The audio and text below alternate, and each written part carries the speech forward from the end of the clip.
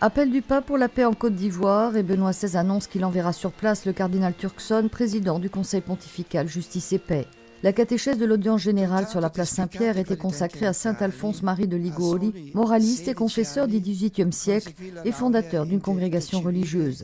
Il était un animateur missionnaire inlassable et ses méthodes perçues comme un modèle d'action missionnaire, a dit le pape, dont nous pouvons encore aujourd'hui nous inspirer pour une nouvelle évangélisation, particulièrement des plus pauvres, et pour bâtir une cohabitation humaine plus juste, fraternelle et solidaire.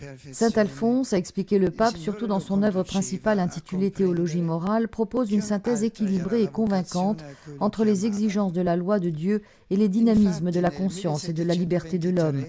À une époque comme la nôtre, où les signes d'égarement de la conscience morale et le manque d'estime envers le sacrement de la confession sont évidents, l'enseignement de saint Alphonse est encore de grande actualité. E con essa la ricchezza e il successo.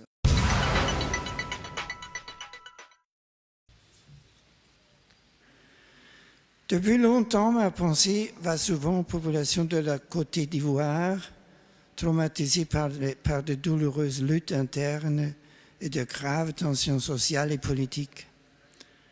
Alors que j'exprime ma proximité à tous ceux qui ont perdu un être cher et souffrent de la violence, je lance un appel pressant afin que soit engagé le plus vite possible un processus de dialogue constructif pour le bien commun. L'opposition dramatique rend plus urgent le rétablissement du respect et de la cohabitation pacifique. Aucun effort ne doit être épargné dans ce sens.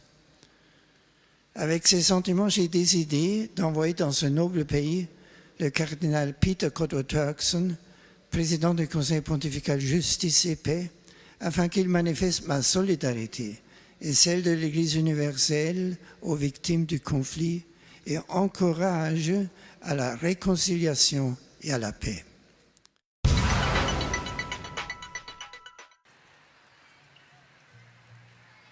Benoît XVI a reçu ce jeudi le nouvel archevêque majeur de Kiev en Ukraine, Monseigneur Sviatoslav Shevchuk. Mercredi, le nouvel archevêque avec d'autres évêques ukrainiens ainsi que de nombreux fidèles étaient présents à l'audience générale place Saint-Pierre.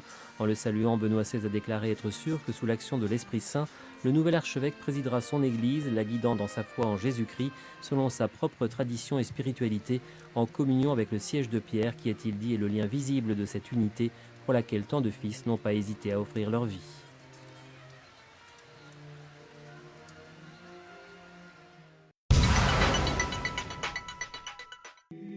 En Terre Sainte, le calendrier de Carême est riche, intense. La deuxième semaine de Carême ouvre la période des pèlerinages au sanctuaire de la Passion et de la mort de Jésus. Une tradition vieille de plusieurs siècles entretenue par les franciscains de Jérusalem et dont la Semaine Sainte constitue le point d'orgue.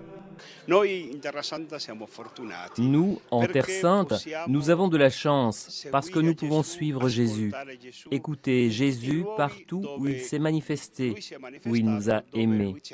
C'est un itinéraire complet car la caractéristique de la Terre Sainte se résume en un mot, hic, ici.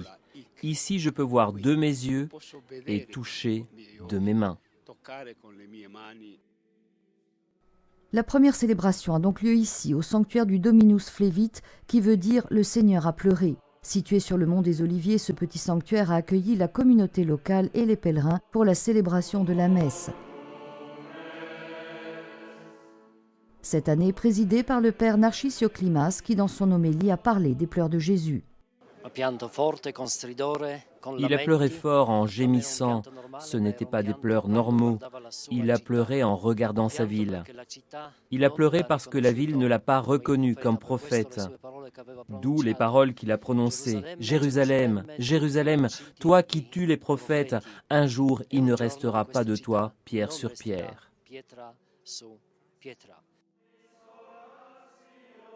Le pèlerinage de Carême est surtout une marche de méditation. Chaque semaine a lieu une halte dans un sanctuaire différent. C'est donc d'ici qu'il part, de ce lieu où nous avons une superbe vue sur la ville sainte, cette ville que Jésus aimait tant, mais encore si pleine de contradictions et de souffrances.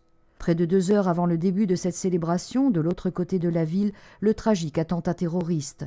Dominus Flevit, le Seigneur a pleuré ici sur Jérusalem, car celle-ci n'avait pas compris le chemin de la paix. Aujourd'hui encore, on dirait que la ville a du mal à trouver ses sentiers de paix, pourtant c'est bien chez elle que la vraie paix a été donnée.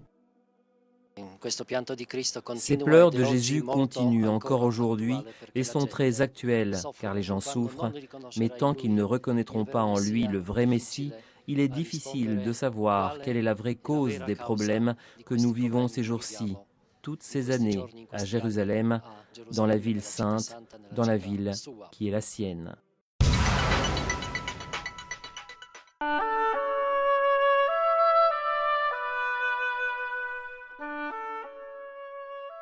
Les 40 jours du Carême évoquent le temps que Jésus a passé dans le désert, un lieu que la tradition situe dans la basse vallée du Jourdain, à moins de 50 minutes en voiture de Jérusalem.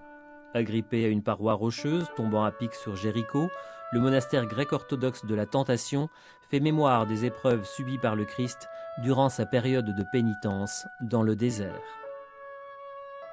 Dans le désert, Jésus a été conduit à faire usage des pouvoirs miraculeux à des fins personnelles, transformant la pierre en pain, mais disant alors au tentateur « L'homme ne vit pas seulement de pain, mais de toute parole venant de la bouche de Dieu ». Même si remonter ce plateau rocheux ne demandait pas trop d'efforts, un téléphérique de fraîche installation permet aux pèlerins de rejoindre facilement un point précis, juste sous le monastère. Étonnamment, certains sons de la vie à Jéricho sont audibles jusqu'ici, mais le silence, à l'intérieur du monastère, aide les religieux dans leurs prières et invite le pèlerin à saisir le sens de cette solitude qui lui permet de scruter son âme avec les yeux de Dieu. Une occasion probablement trop courte, mais vraiment précieuse. Le monastère, maintenant sous la juridiction de l'autorité palestinienne, date du VIe siècle, construit par les Byzantins qui étaient convaincus que Jésus avait effectué sa période de prière et de jeûne juste ici, dans cette grotte, non loin du site. Les croisés aussi y élevèrent une église, tandis que le monastère actuel a été érigé en 1895 par l'église grecque orthodoxe, juste à côté de la grotte qui avait inspiré les Byzantins.